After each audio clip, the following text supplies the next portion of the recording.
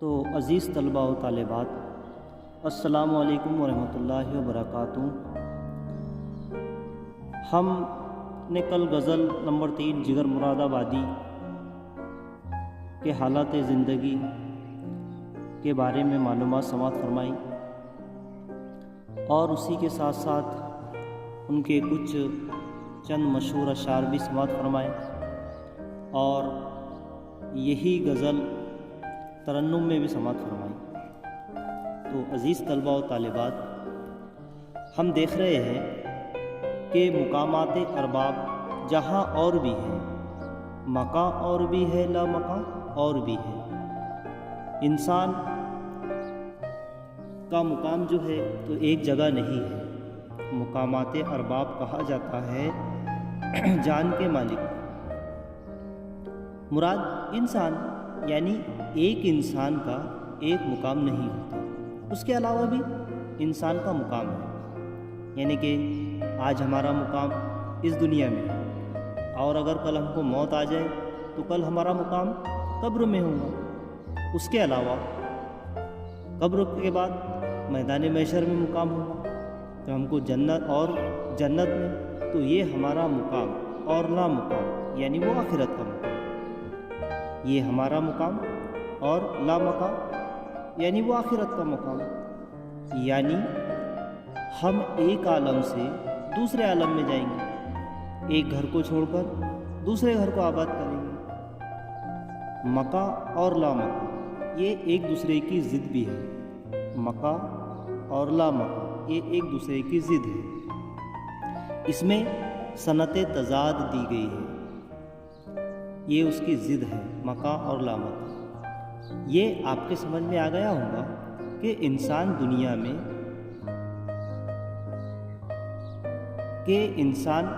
میں ہے، یہ اس کا گھر ہے، اور آخرت میں اس کا گھر ہے، اور کل آخرت میں اس کا گھر ہوگا۔ تو انسان کا پہلا گھر ماں کا پیٹ ہے، زمین کے اوپر گھر میں رہتا ہے، موت کے بعد قبر اس کا گھر ہے، قیامت کے بعد آخرت میں اس کا گھر ہے۔ کیونکہ ایک جگہ سے دوسری جگہ منتقل ہونا یہ انسان کی فطرت ہے۔ انسان کا ایک مقام مخصوص نہیں ہوتا، انسان کا ایک مقام مخصوص نہیں ہوتا، کیونکہ دنیا کا گھر ایک مسافر خانہ ہے۔ ہم جو دنیا میں رہ رہے ہیں، یہ ہمارا گھر، یہ دنیا ایک مسافر خانہ ہے۔ کچھ دنوں بعد ہم اس دنیا سے کوچ کر کے جانے والے ہیں۔ تو اسی لیے شاعر فرما رہا ہے کہ مقامات ارباب جہاں اور بھی ہے، مکہ اور بھی ہے، لا مکہ اور بھی ہے۔ یعنی کہ اے انسان، تو دنیا میں رہ رہا ہے، یہ تیرا ایک مقرر گھر نہیں ہے، اس کے علاوہ بھی تیرے کئی گھر موجود ہیں۔ تو شعر نمبر 1 کی تشریح آپ کے سمجھ میں آ گئی ہوں گی۔ دوسرا شعر دیکھیے کہ مکمل نہیں ہے جنون تجسس، مسلسل جہاں در جہاں اور بھی ہے۔ تو یہاں پر دیکھیے کہ جنون تجسس کہا جاتا ہے تلاش کو، کسی چیز کی جستجو کرنا، کسی چیز کی تلاش کرنا، یا کسی چیز کو پانے کے لیے آرزو کرنا۔ یعنی انسان کا جنون جو ہوتا ہے وہ کسی ایک چیز کی طرف نہیں جاتا۔ انسان کی خواہش، انسان کی آرزو، انسان کی تلاش، یہ تمام چیزیں جو ہے تو اسے تجسس کہا جاتا ہے۔ تو انسان کا جنون جو ہے تو مخصوص ایک چیز پر قائم نہیں رہتا، بلکہ اس نے ایک چیز دریافت کر لی ہے تو دوسری چیز کی طرف انسان بڑھتا ہے، تو وہ کسی ایک چیز کی طرف نہیں ہوتا۔ جنون عشق حقیقی کا ہوتا ہے، جنون انسان کو عشق حقیقی، اللہ تعالیٰ کا بھی جنون ہوتا ہے۔ جنون عشق مزاجی کا بھی ہوتا ہے، یعنی کہ جنون انسان کو انسان سے محبت کرنے پر آمادہ کرتا ہے، وہ جنون بھی ہوتا ہے۔ جنون انسان سے محبت کرنے کا، اس کا محبت کرنے کا ہے، تو وہ اس کا ایک ذاتی معاملہ ہوتا ہے۔ انسان تو جنون خدا کی عبادت کرنے کا بھی ہوتا ہے، یعنی کسی چیز کا ہم کو جنون، جیسا کہ ہم عام زبان میں کہتے ہیں نا کہ اسے بھوت سوار ہو گیا ہے نا، تو جنون خدا کی عبادت کرنے کا بھی ہوتا ہے، جنون پڑھائی کرنے کا بھی ہوتا ہے، جنون دنیا میں ترقی کرنے کا بھی ہوتا ہے۔ تو جنون کسی سے ہر کام میں آگے بڑھنے کا بھی ہوتا ہے کہ آج فلاں شخص کی اتنی ترقی ہو گئی ہے، میری بھی ترقی ہو جائے، تو انسان اس کو بھوت سوار ہو جاتا ہے، اس پر اس کو جنون پیدا اس کے دل میں پیدا ہو جاتا ہے۔ تو کسی کو شاعری کرنے کا جنون ہوتا ہے، کسی کو ڈاکٹر بننے کا جنون ہوتا ہے، تو کسی کو حافظ بننے کا جنون ہوتا ہے، کسی کو عالم بننے کا جنون ہوتا ہے، کسی کو شہرت کا جنون ہوتا ہے کہ میری لوگ دنیا میں عزت کریں، ہے نا، تو عزت کیسے کرے، ہے نا، تو اس کا جنون بڑھ جاتا ہے، وہ اس کی تلاش میں رہتا ہے۔ یعنی انسان جب کسی چیز کی تلاش کرتا ہے تو اس کا جنون اس کی تلاش مکمل نہیں ہوتا۔ انسان ایک چیز پا لیتا ہے تو دوسری چیز کی طرف آمادہ ہوتا ہے، تو جنون مکمل کیوں نہیں ہوتا؟ سوال یہ آتا ہے کہ جنون انسان کا مکمل کیوں نہیں ہوتا؟ پھر شاعر دوسرے مصرعے میں یہ کہتا ہے کہ مسلسل جہاں درے جہاں اور بھی ہے، مسلسل جہاں اور درے جہاں اور بھی ہے۔ جیسے انسان نے بجلی ایجاد کی ہے، ہم روشنی رات کے لیے جو ہے تو روشنی کا انتظام کرتے ہیں، بجلی سے ہم لائٹ جلاتے ہیں، بجلی سے ہم جو ہے تو فین استعمال کرتے ہیں، بجلی سے ہم کولر کا استعمال کرتے ہیں، ہے نا، تو انسان نے بجلی ایجاد کی۔ تو شروعات میں ہم نے دیکھا کہ انسان نے سیدھے سادے لائٹ تیار کیے تھے، ہے نا، اور وہ لائٹ 60 وولٹیج کے ہوتے تھے، 20 وولٹیج کے ہوتے تھے، 10 وولٹیج کے ہوتے تھے، جس کو ہم زیرو لائٹ کا کہا کرتے تھے پہلے، اور اس کا تو وہ 10 20 15 روپے میں جو ہے تو ہم کو بآسانی سے مل جاتا تھا، اور آج بھی جو ہے تو وہ لائٹ جو ہے تو آج بھی ہم کو ملتے ہیں۔ تو اس لائٹ کا اجالا پیلا ہوتا تھا، آج بھی مارکیٹ میں وہ دستیاب ہے، پرکاش لائٹ، فلپس لائٹ کے نام سے۔ لیکن ان کا جنون وہیں ختم نہیں ہوا، لائٹ بنانے والوں کا جنون جو ہے تو وہیں ختم نہیں ہوا، ان کا جنون جو ہے تو وہ آگے بڑھتا گیا، ہے نا۔ تو انہوں نے ترقی کرتے کرتے قسم قسم کے لائٹ آج انہوں نے ایجاد کر لیے ہے نا۔ اب جو ہے تو سفید کلر کے لائٹ آنا شروع ہو گئے ہیں، اور وہ بھی ڈیزائن میں آنا شروع ہو گئے ہیں، ہے نا۔ کوئی لائٹ ایک دم گول ہے، کوئی لائٹ جو ہے تو ایک دم زیرو کے مانند ہے، کوئی لائٹ ٹی کے مانند ہے نا، تو انہیں الفابیٹیکل شکل جو ہے تو دے دی گئی ہے۔ تو ترقی کرتے کرتے قسم قسم کے لائٹ آج ہم اپنے گھروں میں استعمال کرتے ہیں۔ تو اسی کا سہارا لیتے ہوئے انسان کا جنون یہ تو کبھی ختم نہیں ہوتا، آخر انسان کی زندگی ختم ہو جاتی ہے۔ یعنی انسان ایک جہاں کے لیے نہیں بنایا گیا، کیونکہ ستاروں کے آگے اور بھی جہاں ہیں، ہے نا، ستاروں کے آگے اور ایک جہاں ہے، ایک اور جہاں ہے، ایک اور دنیا ہے۔ یعنی کہ انسان نے سب سے پہلے جو ہے تو ایک بڑا ریڈیو تیار کیا، جس کی جو ہے تو ڈسٹنس جو تھا تو صرف 5 کلومیٹر کے اطراف میں، جہاں ٹاور کھڑا ہوتا ہے آکاش وانی کا، تو صرف 5 کلومیٹر کے اطراف میں وہ کیچ کیا کرتا تھا، اور اس کے آگے وہ ریڈیو کو لے کے اگر ہم 6 7 8 10 کلومیٹر لے کے چلے جاتے تھے تو وہاں اس کا نشر و اشاعت ہونا اس میں بند ہو جاتا تھا، کیونکہ اس کی وہ ایک کیپیسٹی دی گئی تھی۔ لیکن آج ہم جو ہے تو نیٹ کے ذریعے سے، ہے نا، سیٹلائٹ کے ذریعے سے آج ہم پوری دنیا کے ریڈیو جو ہے تو ہمارے موبائل میں سن سکتے ہیں، ہے نا۔ تو آج آکاش وانی میں جو پروگرام نشر و اشاعت کیے جاتے ہیں تو وہ پروگرام ہم گھر بیٹھے آسانی سے، چاہے 500 کلومیٹر کا فاصلہ ہو، چاہے 1000 کلومیٹر کا فاصلہ ہو، ہے نا، وہاں وہ پروگرام نشر و اشاعت کیے جا رہے ہیں، اور ہم جو ہے تو نیٹ ورک کے ذریعے سے کیچ کر کے ہم اپنے مقامات پر رہتے ہوئے اس کو ہم سن سکتے ہیں۔ تو یہ انسان کی آج اتنی ترقی ہو چکی ہے۔ ہم نے پہلے سائنس نے ایجاد کیا تھا، کمپیوٹر تیار کیا تھا، ہے نا، وہ کمپیوٹر کم سے کم 50 فیٹ جو ہے تو چوڑا تھا، لیکن آج جو ہے تو ہم دیکھیں گے کہ وہی کمپیوٹر کو صرف 15 انچ کے کمپیوٹر میں جو ہے تو اس کو سمیٹ کر رکھ دیا گیا ہے نا۔ تو انسان کی جستجو کہنے کا مطلب یہ ہے، مثالیں دینے کا مطلب یہ ہے کہ انسان کی جستجو کبھی ختم نہیں ہوتی۔ یعنی ایک انسان نے چیز دریافت کر لی ہے تو میں اس کو چھوٹا کیسا بناؤں؟ جیسے کہ ہم پہلے موبائل استعمال کرتے تھے تو मोबाइल हमारे पास ब्लैक एंड वाइट था, छोटा सा मोबाइल था, जो 2 इंच स्क्रीन 1.5 इंच स्क्रीन का मोबाइल था ना, उसी से हम काम चला सकते थे। लेकिन आज साइंस ने तरक्की करते करते इतनी तरक्की कर ली है कि हमारे पास कम से कम 6 इंच का मोबाइल हमारे हाथ में है, और वही मोबाइल के ज़रिए से हम तमाम जो है तो सर्फिंग करके हम तमाम कामकाज कर सकते हैं। तो ये काय के बिना पर कर रहे हैं, इंसान की एक उमंग थी, जुनून था, उसका तजस्सुस था, है ना, उसे कोई चीज़ खोजने की तलाश थी।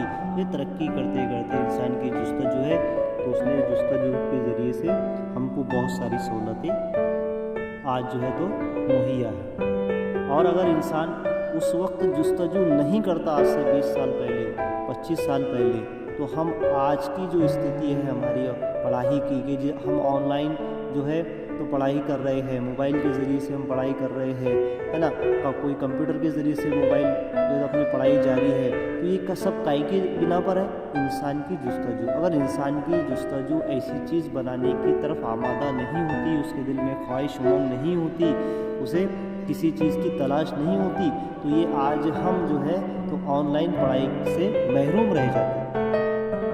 तो ये अब अच्छी तरह से इस शेर का मतलब आपके समझ में आ गया होगा कि इंसान के लिए उसके जुनून की तलाश के लिए सिर्फ दुनिया ही अपनी जगह नहीं है, दूसरे और भी जहाँ हैं कि दुनिया में रहते हुए इंसान को दूसरी दुनिया में जाना है, हमें उसकी भी तलाश रहनी चाहिए। उसकी तलाश क्या है? नमाज, रोज़ा, ज़कात, हज, कुरान शरीफ की तिलावत, ज़िक्र व अस्कार, नेकी, भलाई, सिराते मुस्तकीम के रास्ते पर चलना, ये दूसरे जहाँ की तैयारी। तो ये चीज़ भी हमको खोजना चाहिए कि इंसान को दुनिया की हर शय का जुनून होता है, इंसान को दुनिया की हर शय का जुनून होता है, उसी के साथ साथ उसे दुनिया में रहते हुए दूसरे जहाँ का भी जुनून रखना चाहिए। तो ये इंसान की आरज़ू थी, इंसान का जुनून कभी ख़त्म नहीं होता। इंसान का जुनून था कि पैदल सफ़र करने की बजाय 2 पहिया साइकिल का सफ़र करने लगा, है ना, और उसने तरक्की करते करते 2 पहिया साइकिल जो है तो तैयार कर ली। और इंसान का जुनून फिर था, उसने तो पहिया गाड़ी बनाई, है ना, 4 पहिया गाड़ी बनाई, मोटरसाइकिल बनाई। उसके बाद में इंसान का जुनून यही ख़त्म नहीं हुआ, फिर उसने हवाई सफ़र के लिए, है ना, हवाई जहाज़ बनाया। तो इंसान की आरज़ू, उसकी उमंग कभी ख़त्म नहीं होती, ये हमको अच्छी तरह जान लेना चाहिए। फिर उसने चाँद पर जाने का रास्ता भी बना लिया, है ना, चाँद पर जाने का ज़रिया भी बना लिया, यानी मिसाइल से चाँद तक का सफ़र किया गया। कल्पना चावला, सुनीता विलियम जैसे मशहूर जो है तो वही लेडीज़ ने जो है तो यहाँ पर सफ़र किया। इसलिए शायर कह रहा है कि इंसान का जुनून कभी ख़त्म नहीं होता, क्योंकि इंसान जिस शय की तरफ रुख करता है उसके दर यानी रास्ते खुलते चले जाते हैं। तो इंसान की तलाश का सिलसिला कभी ख़त्म नहीं होता, उसकी तलाश हमेशा जारी रहती है। अब यहाँ पर तीसरा शेर देखिए कि यहीं तक नहीं इश्क की सैरगाह, सैरगाह यानी कि इंसान की मंजिल, महा वो अंजुम वो कहकशा और भी है, यानी कि महा यानी कि चाँद, वो अंजुम यानी कि तारे, कहकशा यानी कि सितारों का झुरमट। तो यहाँ पर देखिए सबसे पहले हमको देखना है कि इसकी एक मिसाल आपको बताता हूँ कि पहले समंदर में इंसान ने तैरना सीखा। ये इस शेर का सहारा लेकर आपको मिसाल दे रहा हूँ कि यही तक नहीं इश्क की सैरगाहें, महा वो अंजुम वो कहकशा और भी है। तो एक इसकी मिसाल के पहले समंदर में इंसान ने तैरना सीखा, उसकी खोज उसकी तलाश जारी रही, वो समंदर के अंदर ऑक्सीजन लगाकर जाने में कामयाब हुआ और उसके अंदर से सदफ यानी कि सीफी मोती को लेकर बाहर आया। यानी इंसान ने अपनी तलाश के सबब छुपी हुई चीज़ों को भी बाहर निकाल कर लेके आ गए। तो हम अगर किसी चीज़ की तलाश करेंगे, किसी चीज़ की जुस्तजू रखेंगे, तो ये हमारे पास जो है तो उसकी जुस्तजू कभी ख़त्म नहीं होंगी और हमको उसकी मंजिल मकसूद मिलती रहेगी।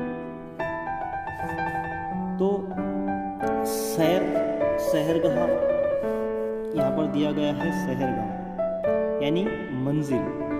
इंसान जो है तो इंसान इस कायनात में एक जगह से दूसरी जगह सैर करता रहता है। आज यहाँ है, कल वहाँ है ना। तो इंसान जो है तो एक जगह नहीं रहता, यानी कि आज फ़िलहाल जो आप आबाई वतन में तालीम हासिल कर रहे हैं, आज का मुकाम आपका मुकाम यहाँ पर मोतला में है ना। कोई बुरा खेड़ी है, कोई राजूर रह रहा है, कोई कोतली रह रहा है, कोई जयपुर रह रहा है ना। तो तमाम स्टूडेंट जो है आज यहाँ तालीम कर रहे हैं। लेकिन कल आपको अगर आला तालीम 12वीं जमात पास होने के बाद अगर आपको आला तालीम हासिल करना है ना, तो आपको ये मुकाम छोड़ना पड़ेगा, है ना। किसी का एडमिशन कोई BAMS में कर लेगा, कोई BAMS में कर लेगा, कोई MBBS में कर लेगा, है ना, कोई BSc में कर लेगा, या फिर कोई D Pharm में कर लेगा, B Pharm में कर लेगा। तो आपको ये वतन छोड़कर दूसरे शहर जाना पड़ेगा, काहे के लिए? पढ़ाई के लिए। फिर वहाँ आपका मुकाम है।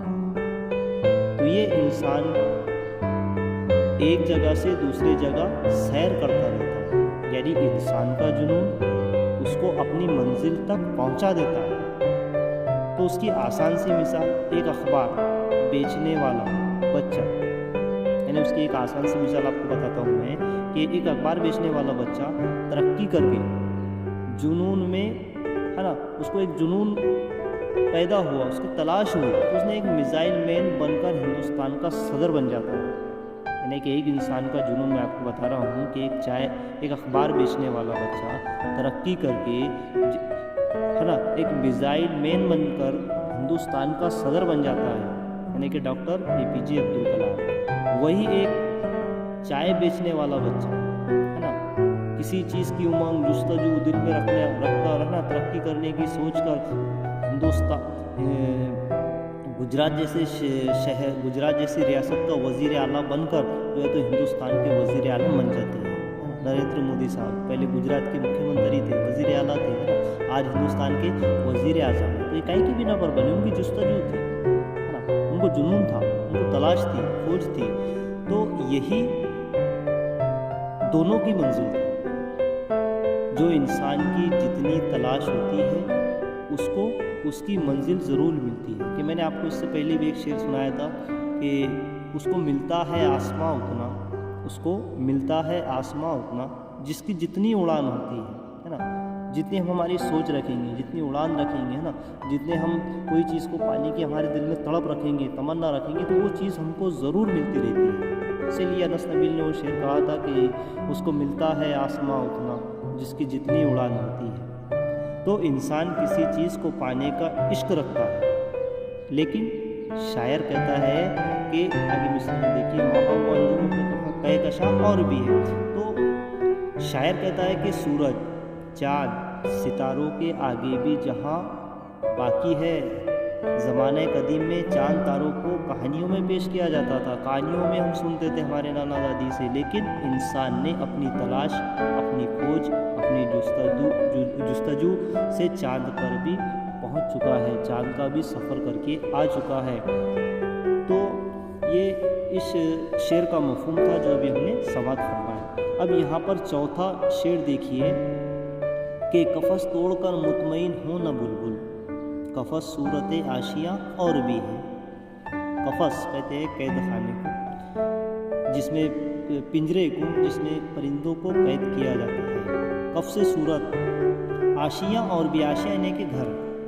तो चौथे शेर की तशरीह देखिए, उसका मफ़हूम समझिए कि इस शेर में शायर ने इश्क़े मिजाजी का सहारा लेकर पेश किया है कि अपने वो महबूब से कहना चाहता है कि जिसे तू अपना आशियाँ कहता है, जिसे तू अपना घर कहता है, जिसे तू अपनी हिफाजत की जगह समझता है, जिसे तू सहारा समझता है, वो कफ़्स है ना। वो क्या है? कैद खाना है, एक पिंजरा है। यानी मेरे साथ रहकर मुझसे तू जुदा नहीं हो सकता, क्योंकि हमने तुझे दिल के कफ़्स में कैद कर लिया है, दिल के पिंजरे में कैद कर लिया है।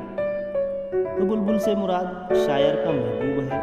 तो शायर कहता है कि तू जिसको कफ़्स यानी कैद खाना समझता है, वो कैद खाना नहीं है, वो पिंजरा नहीं है, वो कैद होने की जगह नहीं है। यानी शायर अपने महबूब से कहता है कि तू मुझसे ताल्लुकात तोड़कर یہ سمجھتا ہے کہ تو مجھ سے بہت دور چلا جائے گا، ایسا ہرگز نہیں ہو سکتا، ایسا ہرگز نہیں ہو سکتا۔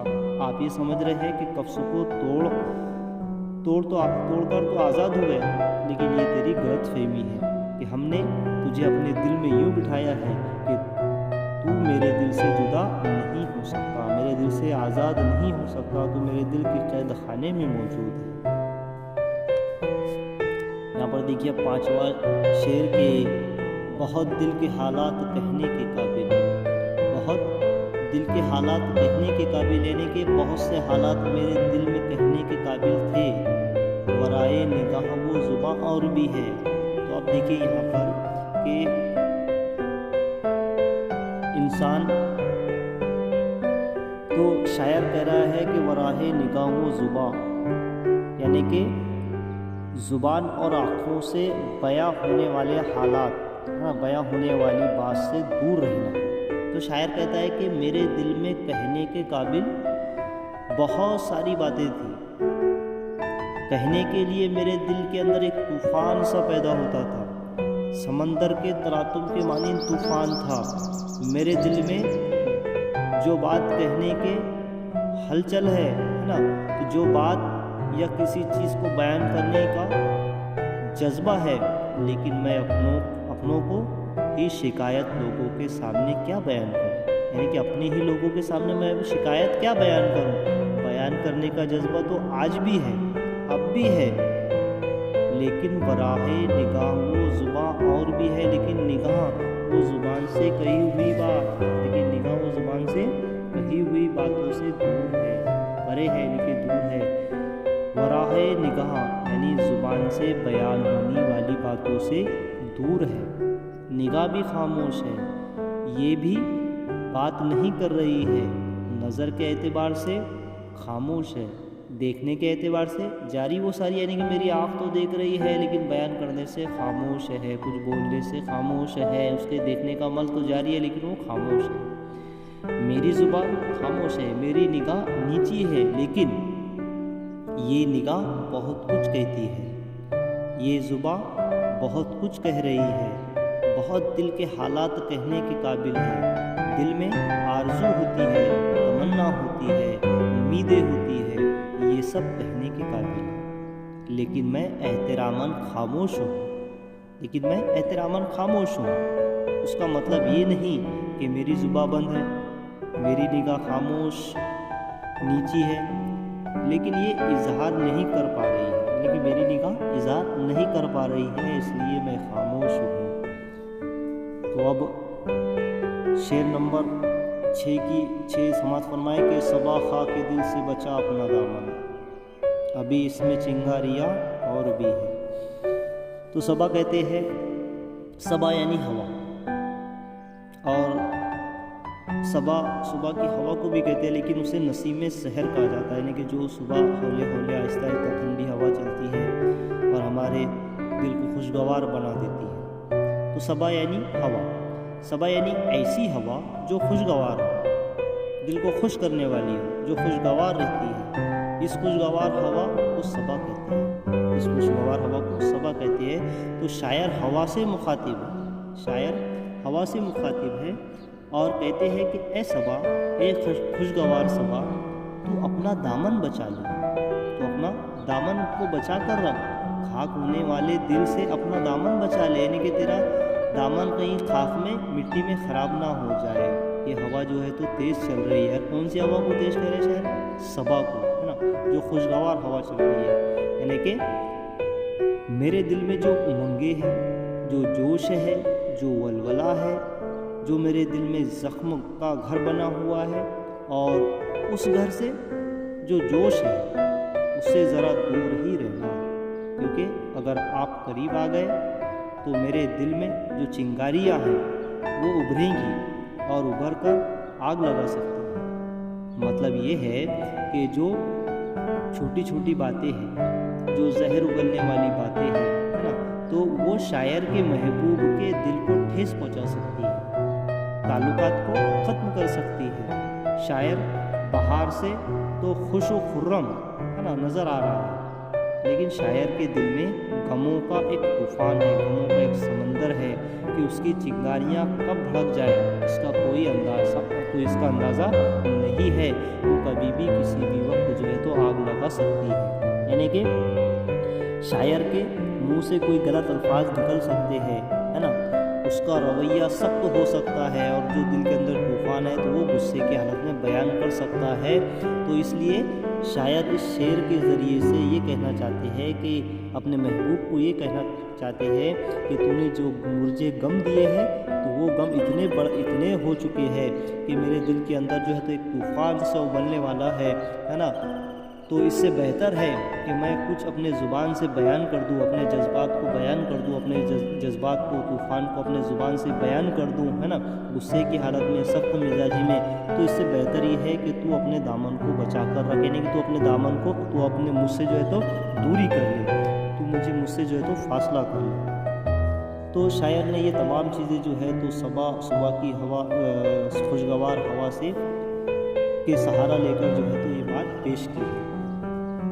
تو یہاں پر ہم نے دیکھے کہ اسی کے ساتھ ساتھ ہم نے جس طرح غزل میں غزل کا مطلع ہوتا ہے، پہلے شعر کو مطلع کہا جاتا ہے، اسی میں جو ہے تو شاعر جو ہے تو اپنا تخلص استعمال کر کے، یہاں پر دیکھیے کہ وہ مجھ سے جگر، ہے نا، شاعر کا یہاں پر تخلص استعمال ہوا ہے، جگر مراد آبادی۔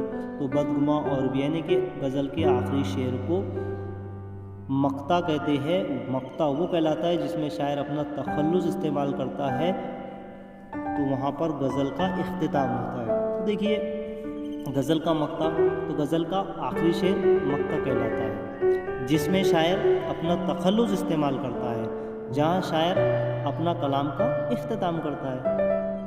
یعنی کہ یہاں پر یہ شعر دیکھیے کہ انہیں جب سے ہے اعتماد محبت، انہیں جب سے ہے اعتماد محبت، وہ مجھ سے جگر بدگماں اور بھی ہے۔